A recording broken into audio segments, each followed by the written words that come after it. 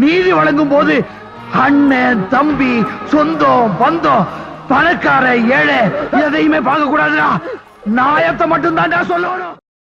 அனைவருக்கும் வணக்கம். தமிழக வெற்றி கழகத்துடைய வியூக வகுப்பாளரும் தாவேக்காவுடைய தலைவர் விஜய் அவர்களுடைய அரசியல் ஆலோசகருமான ஜான் ஆரோக்கியசாமி அவர்கள் பேசியதாக ஒரு குரல் பதிவு சமூக வலைதளங்களில் வெளியாகி பரபரப்பை உருவாக்கிறது.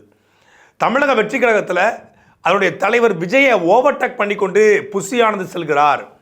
பொதுச் செயலாளர் கூடிய புசி ஆனந்த் விஜயுடைய படத்தை விட தன் படத்தை பெரிதாக போடுறாரு. புசி ஆனந்தனுடைய கட்டுப்பாட்டில் மொத்தமாக விஜய் இருக்காரு. இரவில் எப்படியாவது விஜய்கிட்ட எந்த செய்தி சொன்னாலும் அது புசி ஆனந்த் பேருது. பேசாமல் விஜய்கிட்ட பேசுறதுக்கு பதிலாக இவர்கிட்ட ஆனந்துக்கிட்டே பேசிடலாம். ஏன்னா என்ன சொன்னாலும் விஜய் எப்படினாலும் ஆனந்துக்கிட்ட சொல்லிடுறாரு. அது மட்டும் இல்லாமல் இதை கட்டமைப்பதில் நிறைய சிக்கல் இருக்குது. கட்சியினுடைய தலைவராக ஃபேஸாக விஜய் இருந்தாலும் கூட மன்றம் முழுக்க முழுக்க ஆனந்தோடைய கட்டுப்பாடு இருக்குது. அதனால் அதில் பல்வேறு குழப்பறிகள் இருக்குது. சமூக ரீதியாக ஒரு பொறுப்பாளரில் போனால் கூட போட முடியலை, அதை தொடாதீங்க, டச் பண்ணாதீங்கன்னு சொல்லி விஜய் சொல்கிறாரு. நான் ஸ்டாலின், கருணாநிதி, அண்ணாதுரை இந்த வரிசையில் நான் விஜயை கொண்டு வரான்னு பார்க்குறேன். 30% ஓட்டு கிடைக்குன்னு பார்த்தா 2% ஓட்டு கூட கிடைக்காது போல இருக்குது. மக்கள் நீதி மையம் கமலஹாசனாவது ஓரளவுக்கு ஓட்டு வாங்கினாரு. இப்படியே போச்சுன்னா இது தேராது அப்படின்னு சொல்லி பேசக்கூடிய ஒரு 7 நிமிட அந்த ஆடியோ ஏதாவது ஒரு யூடியூப் சேனலில் இல்லை சோசியல் மீடியாவில் யாராவது ஒருத்தர் வெளியிட்டு இருந்தால் அந்த ஆடியோடைய பின்னணி என்ன அப்படிங்கிறத நம்ம புரிந்து கொள்ளலாம். ஆனால் வெளியானது மெயின் ஸ்ட்ரீம் மீடியாவில் தமிழ்நாட்டுடைய முதன்மையான ஊடகங்கள், 4ஆம் தூண்கள், நடுநிலை ஊடகங்களில் ஜான் ஆரோக்கியசாமி தாவேக்காவுடைய வியூக வகுப்பாளர் என்பது இப்போ தான் எல்லாருக்குமே தெரியும். அந்த ஜான் ஆரோக்கியசாமி பெரிய லெவலில் அறியப்பட்ட நபர் கிடையாது. இப்போ பிரசாந்த் கிஷோர் அப்படின்னா அவர் பொதுவெளியில் பேசியிருக்காரு, ப்ரெஸ் மீட் கொடுத்துருக்காரு, அவர் இந்த கான்ஃபரன்ஸ் நடத்தியிருக்காரு. அதனால் பிரசாந்த் கிஷோர் எல்லாருக்கும் தெரியும். பிகே, ஐபேக் ஏற்கனவே அது காங்கிரஸுக்கு, டிஎம்கேக்கு, பிஜேபிக்கு எல்லாம் ஒர்க் பண்ணியிருக்காங்க. ஆனால் இந்த ஜான் ஆரோக்கியசாமி அப்படிங்கிறவர் பிகைண்ட் தி ஸ்க்ரீன் ஒர்க் பண்ணக்கூடியவர். இவர் இந்த பிகே டீம்லாம் இருந்தவர் தான். ஆனால் இவர் யாருக்கும் பெருசாக தெரியாது. அவர் ஜான் ஆரோக்கியசாமிங்கிற கேரக்டரே தெரியாத போது அவருடைய புகைப்படம் தெரியாது, அவருடைய குரல் தெரியாது, எதுவுமே தெரியாது. ஆனால் இது ஜான் ஆரோக்கியசாமி பேசியதாக இந்த ஆடியோ வருது. வேணா இருக்கலாம், இது மட்டும் இல்லாமல் இருந்தது அப்படின்னா நாளைக்கு இவரே ஹைஜாக் பண்ணிட்டாங்க யாராவது, பிஜேபியோ டிஎம்கேவோ, அவ்வளோதான், நீங்கள் காலி. அது ஸ்ட்ரக்சரு இது எல்லாத்தையும் அவர்கிட்ட சொல்கிறத விட இவர்கிட்ட சொல்கிறது தான் பெட்டர்னு இவர்கிட்டயே நான் எல்லாத்தையும் அட்ரஸ் பண்ணேன் நான் சட்டி. ஏன்னா அவருக்கு சொல்லி அவர் அது அந்த டெப்த்தை பிடிச்சி அவர் இவர்கிட்ட பேசவும் மாட்டார். அதனால் இவருக்கே புரிய வச்சு, இங்கே பாருங்கள், அவர் தான் ஃபேஸ். நீங்கள் ஓவர் டாமினேட் பசங்க பண்ணுறாங்க அப்படின்னா நீங்கள் கரெக்ட் பண்ணணும். தப்பு. துரைமுருகனை ஸ்டாலின் பிளேஸில் துரைமுருகனை பண்ணால் என்ன ஆகும்? கட்சி உருப்படுமா? ஜெயலலிதா பிளேஸ்ல சசிகலாவை பண்ணா எப்படி இருக்கும்? எல்லா பார்ட்டிஸ்லயும் பிரசிடென்ட்டோ ஜெனரல் செக்ரட்டரியோ சிஎம் கேண்டிடேட் யாரோ அவங்க தான் ஃபேஸ். நான் டாக்டர் ராமதாஸ் இதையே தூக்கி வெளில போட்டவன். சிஎம் கேண்டிடேட் அன்புமணினா அன்புமணி மட்டும் தான், அப்பனா இருக்கட்டும் எவனா இருக்கட்டும். விஜய் சார்னா விஜய் சார் தான். நான் எம்ஜிஆர், ஜெயலலிதா, கருணாநிதி, அண்ணா அதுக்கு ஈக்குவலா பொசிஷன் பண்ணிக்கிட்டு இருக்கேன். இது கோமாளி கூட்டம்லாம் உள்ள போட்டிருந்தா எப்படி? தப்பு சார். அது இல்ல, அது பெரிய தப்பு. இது 2% கூட தேராது இப்படி போச்சுன்னா. Positioning CM face positioning dilute ஆகக்கூடாது. கேடர் பண்ணலாம், ஃபங்க்ஷனரிஸ் பண்ணலாம், தலைவரை சென்டர் பண்ணி அவர் நிழலை தேடிக்கலாம். அவர் நிஜத்தையே இன்னொரு நிழல் ஆக்கிபை பண்ணக்கூடாது. ஜான் ஆரோக்கியசாமி இப்படித்தான் பேசுவாரானே தெரியாத போது இது ஜான் ஆரோக்கியசாமியோட குரல் தான் அப்படிங்கிறதுக்கு என்ன விதமான ஆதாரமும் இல்லை. ஆனால் மெயின் ஸ்ட்ரீம் மீடியாக்கள் ஒட்டுமொத்தமாக விஜயனுடைய வியூக வகுப்பாளர் ஜான் ஆரோக்கியசாமியுடைய குரல்னு சொல்லி நான் சொன்னேன் இல்லையா அந்த மேட்ரு, இந்த மேட்ரையெல்லாம் அதில் அவர் ஆடியோவில் பேசியிருக்காரு. அப்போ அந்த ஆடியோடைய உண்மைத்தன்மை என்ன அப்படிங்கிறத பார்க்குறதுக்கு முன்னாடி இந்த செய்தியினுடைய உண்மைத்தன்மை என்ன அப்படின்னு நம்ம பார்க்க வேண்டிய தேவை இருக்கிறது. இந்த ஆடியோவில் ஜான் ஆரோக்கியசாமி பேசுவதாக சொல்லப்படுகிற இந்த ஆடியோவில் அவர் பேசுகிற 7 நிமிஷத்தில் நடிகர் விஜய் அவர்களை அவர் மட்டம் தட்டி பேசலை, விஜய் அவர்களை விட்டு கொடுக்கல, கட்சிக்காரங்களையும் விட்டு கொடுக்கல, ரசிகர்களையும் விட்டு கொடுக்கல. அவர் என்ன சொல்றார் அப்படின்னா, இந்த கட்சியினுடைய மிகப்பெரிய முகமாக இருப்பது விஜய் அவர்கள் தான், அவர் தான் ஒரு சென்டர் பாயிண்டாக இருக்கார். நீங்கள் அவரை ஓவர்டேக் பண்ணி புசி ஆனந்துடைய படத்தை பெருசாக போடுறதாகவும், ஒரு ஃபோட்டோனா சென்டரில் ஒரு தலைவர் நிற்கணும், ஆனால் சென்டரில் இவர் புஷி ஆனந்த் நிற்கிறாரு, ஓரமாக அவர் நிற்கிறாரு. எனக்கு பார்க்குறதுக்கு சங்கடமாக இருக்குது. டிஎம்கேல ஸ்டாலினை ஓவர்டேக் பண்ணி துரைமுருகன் போக முடியுமா? ஜெயலலிதா ஓவர்டேக் பண்ணி சசிகலா வர முடியுமா? நான் பாமகவில் அன்புமணி முதலமைச்சர் வேட்பாளர்னா அன்புமணியை போடுங்க, ராமதாஸ் படத்தை கூட போடுங்க, உங்கள் அப்பா இருக்கட்டும் யாராகட்டும் அவங்க படத்தை போடாதீங்கன்னு நான் சொன்னேன்னு சொல்லி பாமக ஒரு ஒர்க் பண்ணதாக சொல்கிறாரு. அப்போது இது இப்படி ஒரு கட்சியினுடைய சிஎம் கேண்டிடேட் யாரோ அவரைத்தான் பெரிதுபடுத்தணும், அவரை தான் முக்கியத்துவம் படுத்தணும். நீங்கள் முக்கியத்துவம் படுறீங்க அப்படின்னு இந்த குரல் பதிவில் சொல்லப்பட்டிருக்க செய்தி. இந்த செய்தியுடைய உண்மைத்தன்மையை நம்ம விசாரித்து பார்க்கும்போது, அதாவது அந்த ஆடியோட உண்மைத்தன்மை இல்லை, அந்த செய்தியினுடைய உண்மைத்தன்மை விசாரித்து பார்த்தா தாவேகாவில் விஜய் எடுக்கிற முடிவா இல்லை புஷி ஆனந்த் எடுக்கிற முடிவானா புஷி ஆனந்த் எடுக்கிறது தான் இப்போது முடிவாக இருக்குது. யார் இருக்கணும் யார் இருக்கக்கூடாது, யார் விஜயை பார்க்கணும் யார் விஜயை பார்க்கக்கூடாது, விஜய் அவர்களுக்கு என்ன செய்தி போகணும் என்ன செய்தி போகக்கூடாது என்று எல்லாவற்றையும் முடிவெடுப்பது புஷி ஆனந்த் அவர்கள் தான். புஷி ஆனந்த் அவர்களை தாண்டி அங்கே எதுவுமே நடக்காது. இன்னொன்று, அந்த ஆடியோவில் சொல்கிறது போல் நீ என்ன தமிழ்நாட்டுக்கு பண்ணிட்ட, நீ என்ன பெரிய ஆளா, நீ என்ன பண்ணிட்ட அப்படின்னு சொல்லி அந்த ஆடியோவில் கேட்குறாங்க. அது புஷி ஆனந்தை பார்த்து கேட்குறாங்க.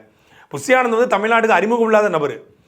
போராட்டங்கள்லையோ ஆர்ப்பாட்டங்கள்லையோ இதுக்கு முன்னாடி இப்போ விஜய் அவர்கள் வந்து ஒரு படம் நடிச்சிருக்காரு, அவருக்கு ஒரு மாஸ் இருக்குது, அவருக்கு ஒரு ரசிகர் கூட்டம் இருக்குது. ஆனால் புஷி ஆனந்த் விஜயனுடைய ரசிகர் மன்ற தலைவராக தான் தெரியுமோ ஒழிய ஒரு அரசியல்வாதியாக தமிழ்நாட்டு மக்களுக்கு யாருக்குமே தெரியாது.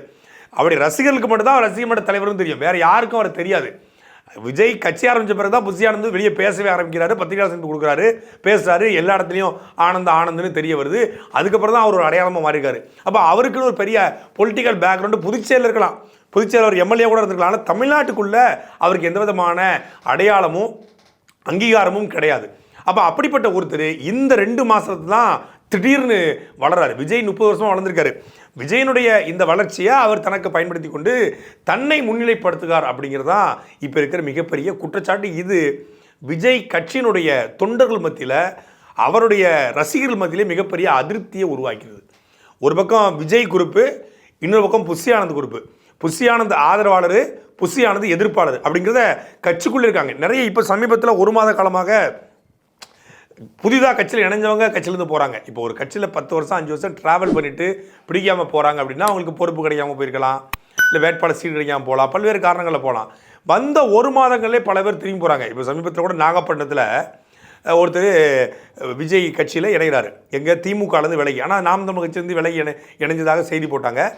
இணைஞ்சவர் திரும்பி 1 மாதம் கூட ஆகலை, டிசம்பரில் இணைகிறாரு, ஜனவரியில் அவர் வந்து திருப்பி வெளியேறி திமுக இணைகிறாரு. 1 மாத காலத்தில் என்ன ஆகுது? அப்போ கட்சிக்குள்ளே வர்றவங்களை அனுசரிக்கிற இடத்துல புஷி ஆனந்த் இல்லையா? புதிதாக நிறைய பேர் இணைய விரும்புகிறவங்களையும் புஷி ஆனந்த் வந்து அவங்க வேண்டாம், அவங்க வந்தாங்கன்னா நம்மளுடைய இருப்பு காலியாயிரும், அவங்கள வந்து மேனேஜ் பண்ண முடியாது, நிறைய கேள்வி கேட்குறாங்க, இந்த கேள்விக்கெல்லாம் பதில் சொல்ல முடியாது, விஜயோடைய ரசிகராக இருந்தால் உள்ளவா, மற்றவங்களுக்குலாம் வாய்ப்பு கிடையாது. அதான் ரசிகர்னா விஜயை ரசிக்கணும், வேறு அறிவு கொஞ்சம் இந்த தற்சார்பு, கொஞ்சம் பொருளாதாரம், கொஞ்சம் இலக்கியம், கொஞ்சம் இந்த திராவிடம், இந்த தேசியம், தமிழ் தேசியம், இந்த மாதிரிலாம் பேசினா அதெல்லாம் ஐயோ வேணாங்க, அதெல்லாம் வேலைக்கு ஆகாது, அந்த ரொம்ப பேசுகிறாங்க அப்படின்னு சொல்லி அவர்களெல்லாம் ஃபில்டர் பண்ணுற இடத்துல புஷி ஆனந்த் இருக்கார் அப்படிங்கிற குற்றச்சாட்டுகள் பல இடங்களில் இருக்கிறது. அதைத்தான் இந்த ஆடியோவில் ஜான் ஆரோக்கியசாமி பேசியதாக இந்த குரல் பதிவு சொல்லப்படுகிறது. அப்போ இதில் பேசிய மேட்ரு பொய் கிடையாது, பேசின செய்தி உண்மைதான், அதில் எந்த மாற்று கருத்தும் இல்லை. ஏன்னா அந்த செய்தியில் விஜய் அவர்கள் முதன்மைப்படுத்தப்படணும், அவருடைய கீழே வந்து இந்த அமைப்பு இயங்கணும், மற்றவர்கள் வந்து அவர் கீழே தான் இருக்கணும், இதுதான் முறை, இதுதான் ஃபார்மெட்டு, இதுதான் ஃபார்முலா. நான் 30% கொண்டு வரான்னு பார்க்குறேன், வெற்றியை நோக்கி நான் போய்கிட்டு இருக்கிறேன், நீங்கள் 2% இழுத்து விட்டுருவீங்க போல இருக்குது, இப்படிலாம் இருந்தால் எவனுமே கூட்டணிக்கு வரமாட்டான் அப்படின்னு உடைச்சி அந்த ஆடியோ வந்து இன்றைக்கி தாவேக்காவில் என்ன நடந்து கொண்டிருக்குது அப்படிங்கிறத உடைச்சி பேசுது. இப்போ இன்னொரு கேள்வி என்னென்னா, இந்த ஆடியோ எப்படி லீக் ஆச்சு? ஜான் ஆரோக்கியசாமி ஒரு விஜய் கட்சியினுடைய முக்கியமான நபர்கிட்ட இது ஆடியோ பேசிக்கணும். இது வந்து ஒரு வாட்ஸ்அப் உரையாடல் மாதிரி தெரியல, இது ஒரு ஃபோன் கான்வர்சேஷன், அது கட் பண்ணி வருது. இடையில் அவங்க ஆமாசாமி போட்டிருக்காங்க, அந்த ஆமாசாமியெல்லாம் கட் பண்ணிட்டாங்க. அவர் சொல்கிறாரு, ஆமாம் எஸ் நீங்கள் சொல்கிறது சரிதான் அப்படிங்கிற அந்த இதெல்லாம் கட். அப்போ கான்சியஸாக இந்த தரப்பில் ரெக்கார்ட் செய்யப்பட்டிருக்கு. அப்படி ஒரு நம்பிக்கை இல்லாத நபர்கிட்ட தான் ஜான் ஆரோக்கியசாமி பேசியிருக்காரு. ஒன்று இது வாட்ஸ்அப் கான்வர்சேஷனாக இருக்கலாம், இல்லை வேறு ஏதாவது ஒரு இதில் பேசியிருக்கலாம், பேசுனதை ஒரு வேற ஒரு ஃபோன் வச்சோ ஏதோ வச்சோ ஒரு ரெக்கார்ட் பண்ணிக்கலாம். ஏன்னா புஷி ஆனந்த டார்கெட் பண்ணி பேசப்படுறதுனால இந்த நபர் இதை வெளியிடுவது மூலமாக ஜான் ஆரோக்கியசாமியும் வீழ்த்து நினைச்சிருக்காரு, புஷி ஆனந்தையும் வீழ்த்திச்சிருக்காரு. ஒரே கல்ல 2 மாங்கங்கிற மாதிரி 2 பேரையும் வீழ்த்துவோம், இல்லை இந்த புசியானந்த் இப்படிப்பட்டவர் அப்படிங்கிறத ரசிகர்களுக்கு தெரியணும், தொண்டர்களுக்கு தெரியணும், அவருடைய முகத்திரை வந்து கிழித்தெறியப்படணும், அவர் யாருங்கிறத வெளிக்காட்ட வேண்டிய தேவை இருக்கிறது அப்படின்னு நினச்சிருக்கலாம். அதனால் இந்த ஆடியோ வெளிவந்திருக்கலாம். இந்த ஆடியோ இப்போ இந்த தேர்ட் பர்சனுக்கு வந்துருச்சு. ஜான் ஆரோக்கியசாமி இவர்கிட்ட பேசுகிறாரு, இந்த ஆடியோ ஒரு தேர்ட் பர்சனுக்கு வருது. அது எப்படி ஒட்டுமொத்தமான மெயின் ஸ்ட்ரீம் மீடியாவுக்கும் ஒரே நேரத்தில் போச்சு? உளவுத்துறை, தமிழ்நாட்டுடைய உளவுத்துறை வந்து நாம் தமிழர் கட்சியை வீழ்த்துவதற்கு, தாவேக்காவை வீழ்த்துவதற்கு எடுத்து வைத்துக்கிற ஒரு ஆயுதம் அந்த கட்சிக்கு பற்றி, அந்த கட்சிக்காரங்களை பற்றி பேசக்கூடிய ஆடியோக்களை சேகரிப்பது. அந்த ஆடியோக்களை வெட்டி ஒட்டி பட்டு டிங்கரிங் பார்த்து அதை எடுத்து முதன்மையான ஊடகங்கள் கொடுத்து, ஏன்னா போலீஸ்காரங்க கொடுக்குற ரிப்போர்ட்டை தான் ஊடகங்கள் செய்தியாக போடுவாங்க. அதுக்கு 1000 சான்றுகள் சொல்ல முடியும். காவல்துறை என்ன சொல்லுதோ அதை செய்தியாக அப்படியே மாற்றுவாங்க. அச்சு பெசம் இந்த அடிச்சாங்க காப்பின்னு சொல்லுவாங்கல்ல, அடிச்சாங்க காப்பி மேலே ஒரு பத்திரிகையினுடைய வேலை அதனுடைய உண்மைத்தன்மையை கண்டறிவது. இது ஏஐ தொழில்நுட்பமா? இது ஜான் ஆரோக்கியசாமியோட குரல் தானா? இல்லை ஜான் ஆரோக்கியசாமி போல வேறு யாரும் பேசியிருக்காங்களா? செய்தி உண்மையாக இருந்தாலும் இது எப்படி இவர் இந்த யார்கிட்ட பேசினார்? சரி, ஜான் ஆரோக்கியசாமி பேசுறாரு, பேசினவர் ஜான் ஆரோக்கியசாமி யாருக்கிட்ட பேசினார்? அதை ஊடகங்கள் கண்டுபிடிச்சு போட்டுக்கணும்ல. தாவேக்காவோட பொருளாளர்கிட்ட பேசினாரா? தாவேக்காவோட துணை பொதுச் செயலாளர்கிட்ட பேசினாரா? தாவேக்காவோட வழக்கறிஞர்கிட்ட பேசினாரா? தாவேக்காவோட மருத்துவர்கிட்ட பேசினாரா? இல்லை தாவேக்காவுடைய முக்கியமான பொறுப்பாளர் வேறு யார்ட்டையும் பேசினாங்களா? இது யார்கிட்ட பேசுனது? கட்சியை தாவேக்காவை சார்ந்து யாரோ ஒரு நபர்கிட்ட தான் பேசியிருக்காரு. அப்போ யாருங்கிறத வெளியிடணும்ல. இல்லை, மொட்டை கட்டிதாசிம்பாங்கல்ல, அது மாதிரி மொட்டையாக ஜான் ஆரோக்கியசாமி அவருக்கு அவரே பேசிக்கிட்டாரா? தனக்கு தானே செல்ஃபி எடுக்கிற மாதிரி செல்ஃபி ஆடியோவா இது? செல்ஃபி வீடியோ மாதிரி. அப்போ உளவுத்துறைகிட்ட அந்த நபர் கொடுத்துருக்காரு. அவ்வளோ ஒரு நம்பிக்கைத்தன்மை இல்லாத நபரை விஜய் தன்னுடைய கட்சியில் வச்சிருக்காரு அப்படிங்கிறது இது விஜய் அவர்களுக்கு ஒரு பாடம். யார்? இந்த ஜான் ஆரோக்கியசாமி பேசுனதை ரெக்கார்ட் பண்ணி ஒருத்தர் கொடுத்துருக்காரு இல்லையா, அவர் தான் இல்லை கல்பிரிட்டு. அந்த கல்பிரிட்டு ஒரு நபருக்கு அனுப்பியிருக்கிறது. அதை உளவுத்துறை எடுத்து, ஏன்னா உளவுத்துறைன்னு எப்படி தெளிவாக சொல்ல முடியுதுன்னா, திராவிட கும்பலும் இந்த ஆடியோவை பரப்புது, ஒரே நேரத்தில் ஒட்டுமொத்தமான சோசியல் மீடியாவிலையும் பரவுது. இந்த ஆடியோ வந்து மெயின் ஸ்ட்ரீம் மீடியாவுக்கும் வருது. அப்போ இது உளவுத்துறை கொடுத்து இதை புஷ் பண்ணி நேற்று மாலையிலேருந்து இன்றைக்கி வரைக்கும் வந்து ஒரு குறைந்தபட்சம் 150 வீடியோஸ் இந்த ஆடியோ சம்மந்தப்பட்டு வந்திருக்கும்.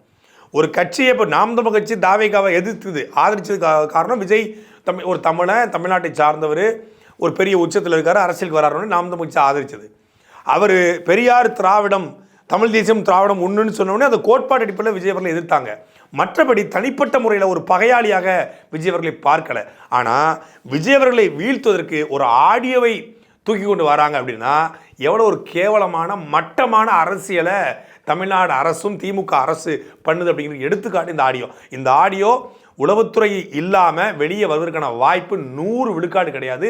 இது உளவுத்துறையின் மூலம்தான் வெளியிடப்பட்டிருக்கு. இப்படி ஒவ்வொருத்தம் பேசுகிறதையும் ரூமுக்குள்ளே ஒளிஞ்சிருந்து ரெக்கார்ட் பண்ணி ஸ்டாலின்கிட்ட உதயநிதி ஸ்டாலின் என்ன பேசுகிறாரு, உதயநிதி ஸ்டாலின் யார் யார்கிட்ட பேசுகிறாரு, எங்கெங்கே போகிறாரு, துரைமுருகனும் கதிரானந்தும் என்னென்ன பேசிக்கிறாங்க, கதிரானந்த் இப்போ என்ன மனநிலை, யார்கிட்ட பேசுகிறாரு, துரைமுருகன் டெல்லியில் போய் என்னென்ன பேசினாரு, துரைமுருகனும் ஜெகத்ரஜகனும் என்ன பேசிக்கிறாங்க, இதெல்லாம் ரெக்கார்ட் பண்ணி போட்டால் எவ்வளோ கேவலமாக இருக்கும், எவ்வளோ கேவலமான மட்டமான அரசியல் இருக்கும். மேடையில் பேசும்போது உடன்பிறப்புகளே அப்படின்னு தான் எல்லோரும் பேசுவாங்க. மைக்கு கட் பண்ணிட்டு அங்கே பேசுகிறதே வேறு மாதிரி இருக்கும். வீட்டுக்குள்ளே எல்லோரும் சாதாரணமாக நல்ல தமிழ் தூய தமிழில் பேசுறவங்க கூட வந்து வீட்டுக்குள்ளே வந்து அப்படியே பேசிகிட்டு இருக்க போகிறாங்களா? இப்போ வைரமுத்து அவர்கள் கவிதை பாடும்போது அவர் கவிதை பாடும்போதே ஒரு இதோட பாடுவார். அவர் சாதாரணமாக அப்படி பேச மாட்டார்ல. சாதாரணமாக எல்லோரும் பேசுகிறவங்க ஒன்று இருக்குல்ல, அதெல்லாம் ரெக்கார்ட் பண்ண ஆரம்பித்தா, அதையெல்லாம் வந்து பதிவு பண்ண ஆரம்பித்தா, ஜான் ஆரோக்கியசாமி அவருடைய கட்சிக்காரன்ட்ட பேசுகிறத எடுத்து பொதுவெளியில் போட்டு இதை வந்து மட்டுப்படுத்தணும், இதை அசிங்கப்படுத்தணும், தாவேக்காக்குள்ள இப்படி குழப்பருக்குன்னு சொல்லி கட்சிக்காரங்களை குழப்பணும் அப்படிங்கிற வேலையை செய்வதன் மூலமாக இது யாருக்கு லாபம் சேர்க்கும், யாருக்கு நஷ்டம் சேர்க்கும்? முன்னாடிலாம் ஆடியோக்கள் வரும், நீரார் ஆடியோ, டேப் ஆடியோ, 2Gயில் பெரிய பரபரப்பாக அது ஒரு ஊழல் வழக்கு. அந்த ஊழல் வழக்கில் ஒரு ஆடியோ இருக்குது, அந்த ஊழல் குறித்து பேசியிருக்காங்க, அந்த ஊழல் பணம் குறித்து பேசியிருக்காங்க அப்படின்னா அந்த ஆடியோ சமூக வலைதளங்களில் பாருங்கள், இந்த மாதிரி ஊழல் பண்ணுறதுக்கு கொள்ளடிக்கிறதுக்கு எப்படிலாம் பேசியிருக்காங்க பாருங்க இவங்க கொள்ளக்காரங்க அப்படின்னு மக்களுக்கு தெரியப்படுத்தலாம். ஒரு ரகசியமான கொலை சம்மந்தமான ஒரு ஆடியோ, இல்லை பெரிய ஸ்கேம் சம்மந்தமான ஒரு ஆடியோ, ஒரு டேப்பு அப்படின்னா அது ஓகே. தனிப்பட்ட முறையில் ஒரு கட்சிக்காரன் இன்னொரு கட்சிக்காரன்ட்ட பேசிக்கொள்வதெல்லாம் ரெக்கார்ட் பண்ணி போடுவது எவ்வளோ கேவலமான அரசியல். அது நாகரிக அரசியல் செய்யக்கூடிய, பண்பாட்டு அரசியல் செய்யக்கூடிய, வடநாடுகளுக்கு நேர் எதிரான அரசியல் செய்யக்கூடிய கட்சி தமிழ்நாட்டில் ஆட்சி இருக்குன்னு சொல்கிற இடத்துல இருந்து வெளிவருகிறது. அவர்கள் அதை என்ன சொல்கிறாங்க, மகிழ்விச்சு அந்த ஆடியோக்களை திட்டமிட்டு ஒரு கும்பல் பரப்புது. இப்போ நம்ம மிக முக்கியமாக தமிழக வெற்றி கழகத்தினுடைய இந்த அரசியல், இந்த ஆடியோலாம் தாண்டி இந்த ஆடியோடைய சர்ச்சையில் புஷி ஆனந்த் அவர்கள் மீது ஒரு ஒட்டுமொத்தமான ஒரு சில டீம் அதிருப்தியில் இருப்பதாகவும், தன்னுடைய தொண்டர்களுக்கும் விஜய் கட்சிக்காரங்களுக்கும் தன்னுடைய நிலைப்பாட்டை சொல்ல வேண்டிய கட்டாயத்திற்கு புஷி ஆனந்த் தள்ளப்பட்டிருக்காரு. உண்மையிலே இப்படி தான் நடக்குதா? புஷி ஆனந்த் விஜயை ஓவர்டேக் பண்ணுறாரா? அவருடைய படம் பெருசாக போடப்படுதா? அந்த ஆடியோவில் சொல்வது போல் விஜயே பிறந்தநாளை கொண்டாடலை, இவருக்கு பிறந்தநாள் கொண்டாடுற, இவர் பிறந்தநாளுக்கு தொண்டர்கள் கிடா வெட்டுறான், இவர் பிறந்தநாளுக்கு பெரிய அளவில் செலிப்ரேட் பண்ணுறான், அதெல்லாம் ஏன் நடக்குது? இப்போ இவரை கையை காலை பிடிச்சா, இவரை காக்கா பிடிச்சா நம்ம கட்சியில் பொறுப்பு கிடைக்கும், நாளைக்கு சீட்டு கிடைக்கும், நாளைக்கு எம்பி சீட்டு கிடைக்கும் அப்படின்னு தொண்டர்கள் நம்ப ஆரம்பிச்சிட்டான். அப்போ புஷி ஆனந்த் தான் நம்ம தலைவன், ஒன்றுமே இல்லை, புஷி ஆனந்த் தான் எல்லாமே அப்படிங்கிற முடிவுக்கு தாவேக்காவோட தொண்டர்கள் வந்துட்டதாக சொல்கிறாங்க. அது உண்மையிலே விஜய் அவர்களுக்கே பேராபத்து. எந்த ஒரு கட்சியிலையும் ஒரு தலைவன் முடிவெடுக்கலை அப்படின்னா அந்த கட்சி அது நிலைச்சு போகவே போகாது, அந்த கட்சி கீழே தான் விடும். தமிழ்நாட்டில் ஒரு பிரபலமான கட்சி, ஒரு பெரிய கட்சியிலேருந்து பிரிந்து வந்த கட்சி, அந்த கட்சி வந்த புதுசில் இதுதான் தமிழ்நாட்டில் அடுத்த பெரிய ஃபோர்ஸாக இருக்க போதுன்னு நம்பப்பட்ட ஒரு கட்சி. அந்த கட்சியின் தலைவருடைய வீழ்ச்சிக்கு மிக முக்கியமான காரணமாக சொல்லப்படுவது என்ன தெரியுமில்ல? எல்லா கட்சியிலையும் தொண்டர்கள் பேசிடுவாங்க, கடைசியாக தலைவர் பேசுவார், பேசிட்டு தலைவர் கடைசியாக சொன்னதை தொண்டர்கள் கேட்டு போவாங்க. ஆனால் அந்த தலைவர் என்ன பண்ணுவாராம், முதல்ல அவர் பேசிட்டு தொண்டர்களை கடைசியாக பேசிட்டு தொண்டர்களுடைய எல்லாம் முடிவு சொல்லுங்கள், எப்பா இந்த தடவை நம்ம என்ன பண்ணலாம், திமுக கூட்டணிக்கு போகலாமா அதிமுக கூட்டணிக்கு போகலாமா, 10 பேர் திமுக கூட்டணிமானா 40 பேர் அதிமுக கூட்டணி, 40 பேர் அதிமுக கூட்டணி மெஜாரிட்டியாக இருக்குது. இது ஜனநாயகம்னு அவர் நம்பிக்கிட்டு இருந்திருக்காரு. 40 பேர் மெஜாரிட்டியாக சொல்கிறத பற்றிட்டு நம்ம அதிமுக கூட்டணிக்கு போகலான்னு போகிறது, அடுத்த முறை திமுகவுக்கு போகிறது, இப்படி அதிமுகன்னு போய் கட்சியை கரைஞ்சி கட்சியை காப்பாற்ற எந்த வாரிசு அரசியல் எதிர்த்தாரோ அவரே தன் மகனை நிப்பாட்டி கடைசியில் ஒத்த சீட்டுக்காக அதே கட்சி கூட காம்ப்ரமைஸ் நிலைமைக்கு தள்ளப்பட்டார். இது ஒரு வளர்ந்து வரப்போகிற கட்சியினுடைய வீழ்ச்சிக்கு தொண்டருடைய பேச்சை கேட்டதான் மிக முக்கியமான காரணம். தொண்டை தனக்கு பக்கத்தில் இருக்கவன் இவருடைய பேச்சை ஒருத்தன் கேட்க ஆரம்பிச்சான்னா அந்த தலைவருடைய கட்சி கரை சேராது. சாட்டை எடுத்து நாட்டை திருத்து